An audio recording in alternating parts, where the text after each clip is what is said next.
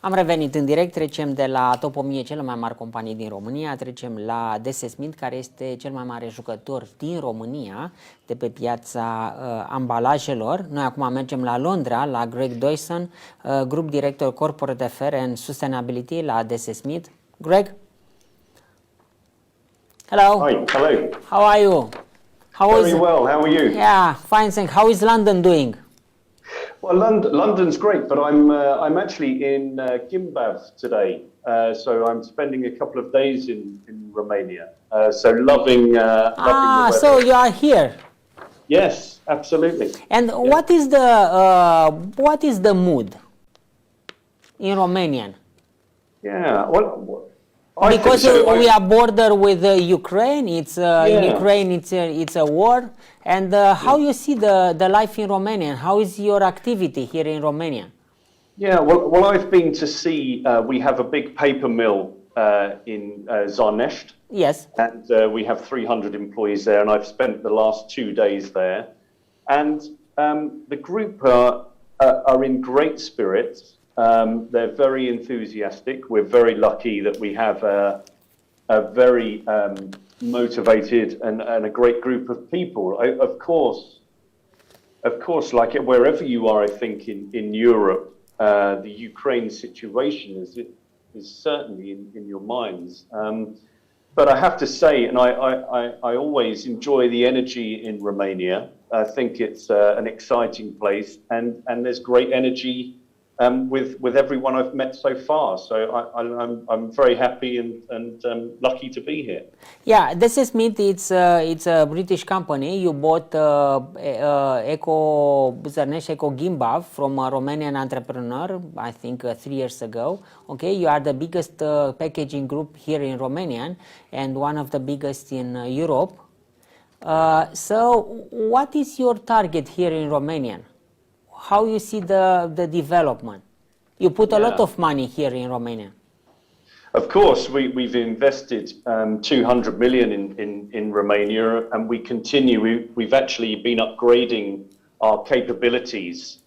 So we've invested a further 30 million in improving our capabilities. So absolutely. I mean, we serve most of the world's biggest brands in Europe and North America. And of course, those brands want to grow throughout Romania. And of course, and I'm talking a lot about automotive, talking about FMCG, the food and drink. And those companies clearly want to grow in the region. Then of course, there's an opportunity for us to provide the packaging solutions for those big multinationals. And that's where we see a huge opportunity. I would say there's also 2 big themes that you're starting to feel more of in Romania and Eastern Europe. And that is the big sustainability and climate debate. So our customers need more sustainable, recyclable packaging. And certainly, as we've seen through COVID, the pandemic has accelerated this switch to more online shopping, and a different way of shopping means more complex packaging solutions as well. So we're seeing a big expansion into the region, and as I say, we're investing to grow, absolutely. Okay, so in Romanian, what is the pipeline? So the pipeline, we're looking currently, so we have our paper mill, which is around 40 to 50% of the paper we make of the whole of Romania. We make nearly half of that. So, but again, we see opportunities to grow our capabilities in the paper mill. And then we've got 2 packaging sites in Romania. We have one here in Gimbav and one in Timișoara. And even with the existing sites, there's still a lot of opportunity to continue to grow both total volume of packaging and market share through those 2 sites at this moment. From Romanian, if you look at the total volume produced in Romanian, how percentage is for the Romanian market, and how percentage is from export? So for export. Well, It's predominantly for the Romanian market. On the paper side, so packaging really remains a domestic product for Romania. And on the paper, the majority is for Romania, though we do export to Poland, Hungary, and sometimes Italy. Okay, there has been a sustainable backlash against plastic, specifically single-use plastic and plastic waste. How does that affect DSS Smith, its customer, in the end, and what does it mean for packaging in general? So the people are against plastic. Certainly, for the last sort of 5 or 6 years, there were a number of global documentaries and a lot of scientists that were talking about the need to reduce plastics in the ocean and plastics in our waste cycles. So there's a big desire by our customers to reduce plastic in their packaging. Now, DS Smith only makes fully recyclable cardboard packaging. So there's a big challenge there. We're getting asked by customers to replace their plastic packaging with corrugated versions.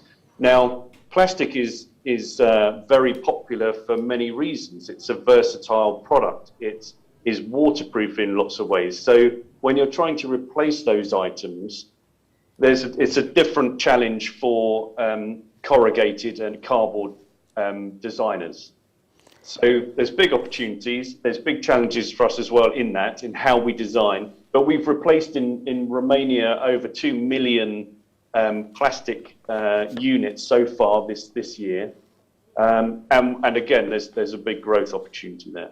Okay, in the last 10 years, we have seen huge rises in people shopping online. So the people they want to buy only online. So more and more packaging coming into homes. Yes. Do you expect that to continue, and how is the impact of the packaging sector? Yes, I do expect it to continue. When you look at more, I guess in the Western Europe where e-commerce is more developed, home shopping is part of everyday life and and as you say, packaging now, there's a lot more packaging going into our homes. That will continue as consumers seek more convenience in how they shop and how they live. That will continue to grow. You're seeing big growth in Romania on home shopping, and that's grown even more through the pandemic.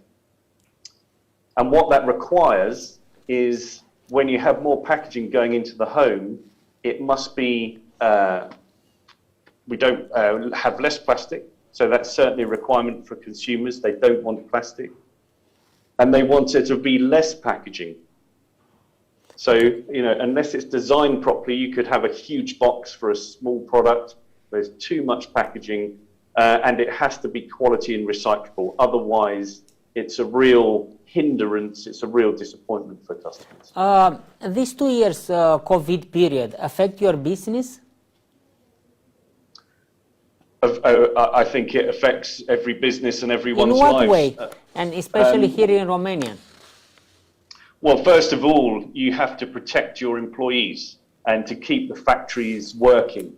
And with packaging being an essential to send medicines, food and drink, that was our priority, to make sure our employees were safe and that we could keep our factories operating in a safe way. And then I think generally there were some sectors, particularly in the manufacturing sectors in the east of Europe, in Romania, that stopped manufacturing for a while. So of course we saw a downturn in that particular category, that sector of our packaging. But of course that was outweighed by a huge demand in the e-commerce because people had to shop from home and they had to get delivered to home. So that, of course, helped us to balance out a little bit. Although I would say, of course, we saw challenges through the period, there's no doubt. How has the Ukrainian crisis affect your business? Do you have some capacity in Ukraine? Well, firstly, absolutely. We have a small business in Ukraine. We're a minority partner in a small business in Ukraine, and of course, how does that affect you? Well, it's very worrying from an employee point of view. This is a people story, and of course, that is the only concern when these things happen. It's in terms of the effect on our business. It's a very small part of our business. Not in terms of contribution, it's less than 1%. Okay, but overall, because right now it's a war, economic war between Russian and Occidental country. How you see this war in your business, in the Smith business, especially in Romanian and outside Romanian? Well, of course, and there's a sort of a short to mid-term impact on the whole company, which is of course energy prices. Okay. So you are affected by the price of the energy. Well, the price of energy rises, and of course we are hedged to a very high degree over the short to mid-term, which is good, and that helps us. I think the long-term challenge is where the global economy goes. If energy prices remain that high, if oil price remains high, we know from historical moments that if you have a very high oil price for a prolonged period of time, it of course has an impact on everybody's capacity to spend. So I think we're obviously thinking about that in the longer term. You announced an investment 100 million euro in research and development. To do what?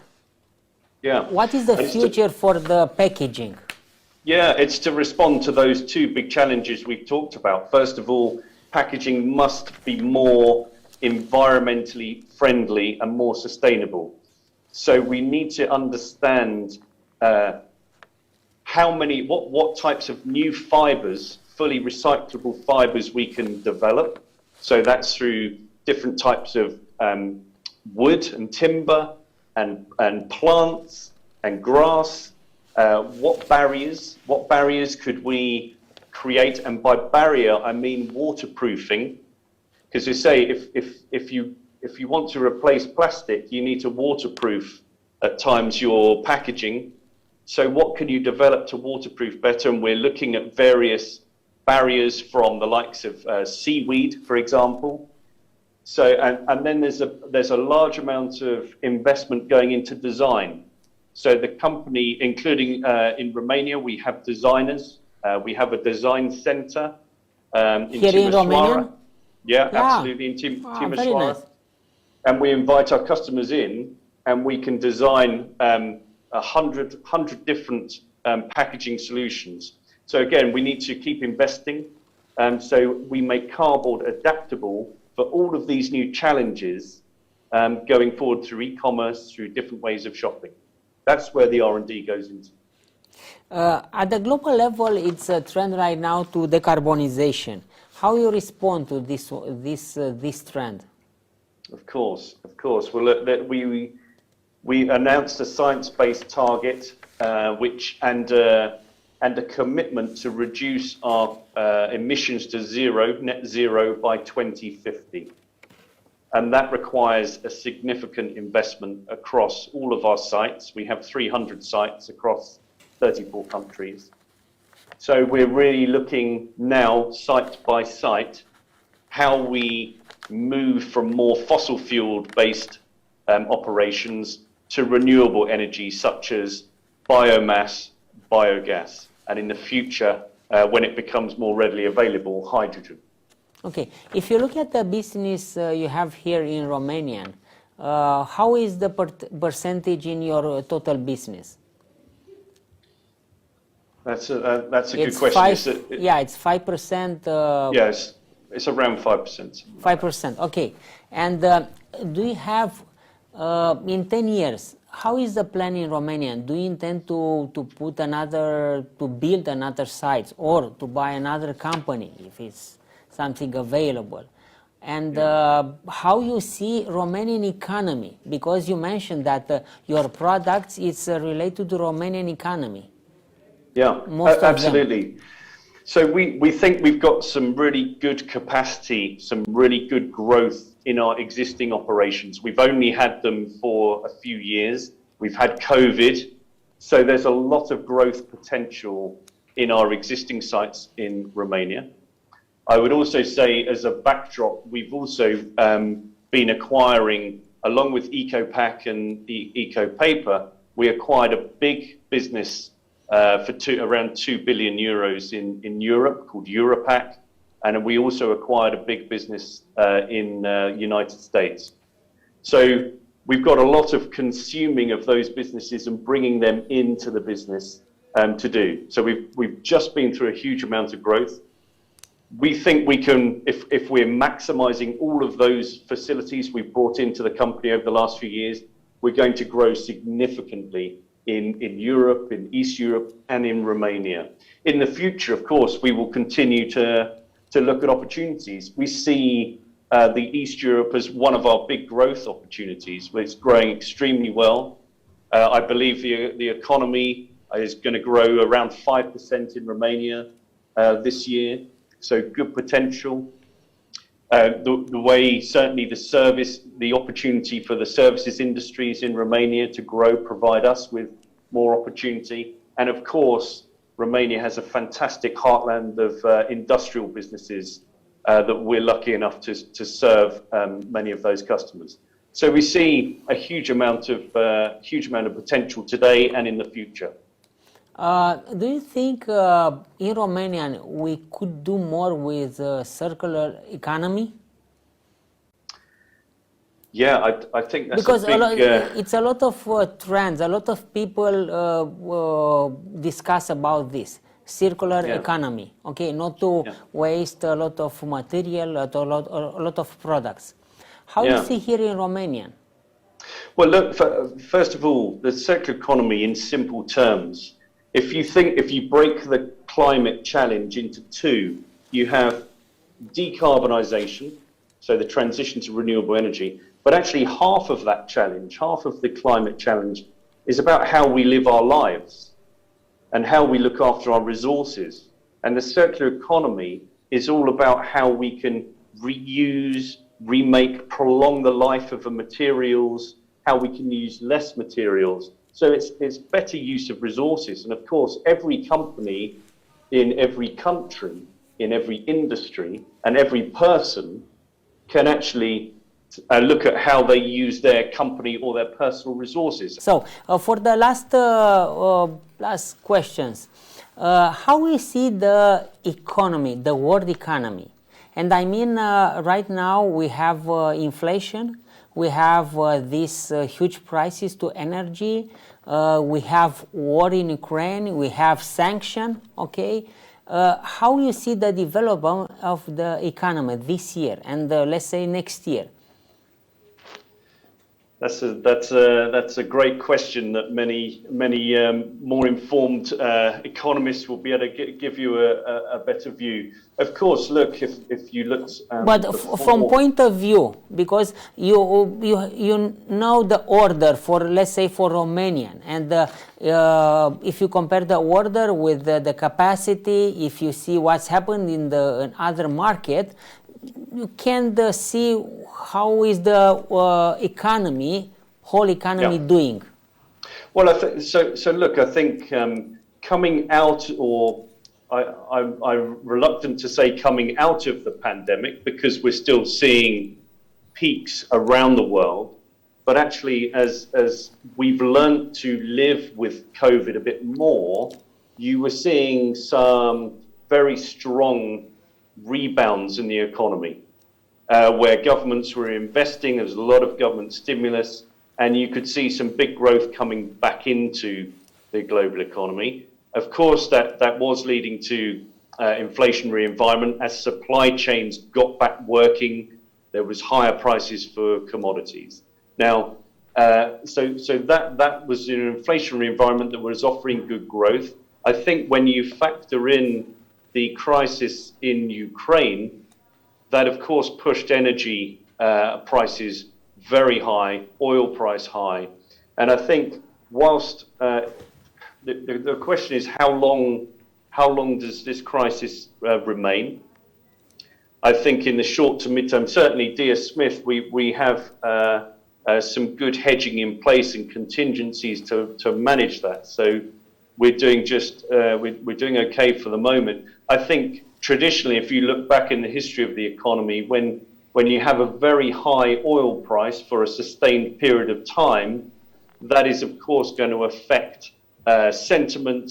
And you and I in our homes driving our cars, we're going to find that more cost prohibitive, and that could lead to more difficulty in the global economy. But I guess it depends how long this situation is sustained. Do you have some plans to hire more people in Romania? We're certainly looking at that now. We're looking at... in what field? Sorry? In what field? In what sector? Well, we're looking to get more capacity into our paper mills, so we're looking at that opportunity. I could see in the future we'd be hiring more people. That would certainly be an opportunity for us. You mentioned that you made some development research in Timișoara. Okay, how comes? Why did we develop? Yeah, there. You have a center, you find good people there? Well, we had acquired that site in the area. It's a very vibrant area. We have a lot of customers close by. And of course, when we're selling to customers, we're not just showing them a box. We're trying to understand very complex supply chains and very complex challenges. So we would invite our customers in, and they would talk to us about their challenges, and we would actually design a bespoke product and solution for them. We have a great site there at Timișoara, and it was seems like the ideal opportunity to develop that design capability. So your perspective for Romania is good, okay? You Absolutely. made a good decision when you buy eco packaging, yeah? You put on the table more than 200 million euro, okay? So all the best. Thank you kindly. Thank you for your time today. Ok, a fost Greg DAWSON, grup director Corporate Affairs and Sustainability la DSSM, cel mai mare jucător de pe piața de ambalaje din România. Cam atât a fost ZF Live de astăzi. Mă uitam puțin aici să vedem cât a dat BNR-ul cursul astăzi, la 4,9459, în creștere cu 0,01%. Ne revedem mâine de la ora 12. O zi bună în continuare!